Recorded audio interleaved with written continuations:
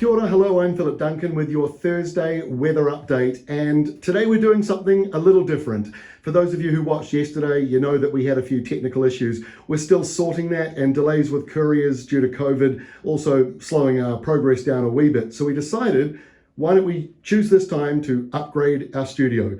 So you might notice a better quality video today, but the audio is still not quite sorted. We're hoping to have that all fixed by Friday, but at the very latest after Anzac weekend on Tuesday. So thanks for bearing with us as we try something a little different today.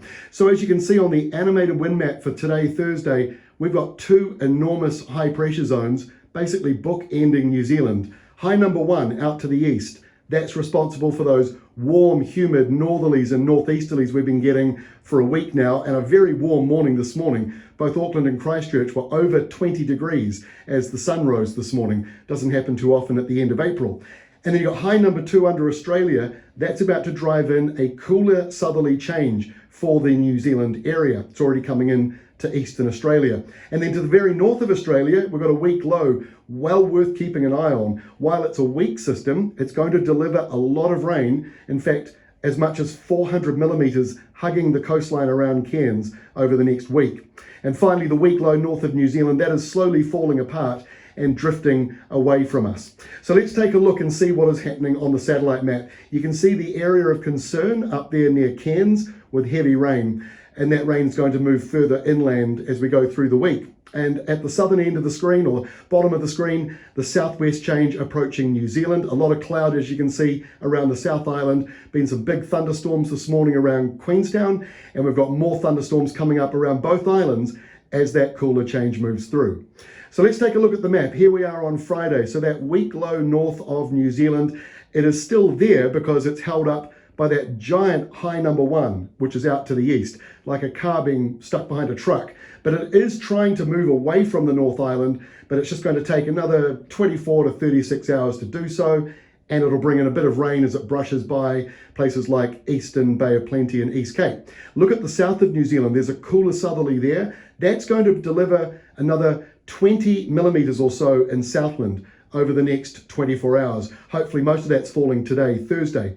And then look at the high under Australia, high number two. This is a major feature of our weather map for the next week ahead. It stretches on Friday about 7,000 kilometres across from west to east. That's nearly double the width of Australia.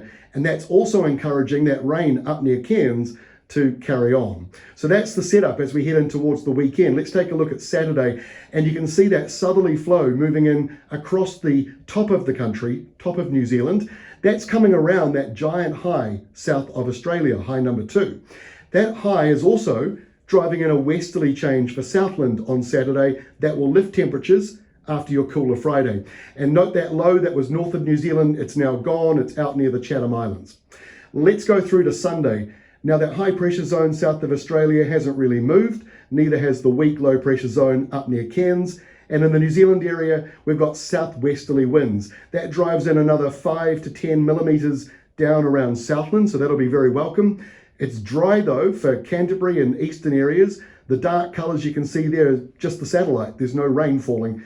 And on the western side of New Zealand, just like the eastern side of Australia, showers at the bottom end of the scale, just 0.2 to 5 millimetres.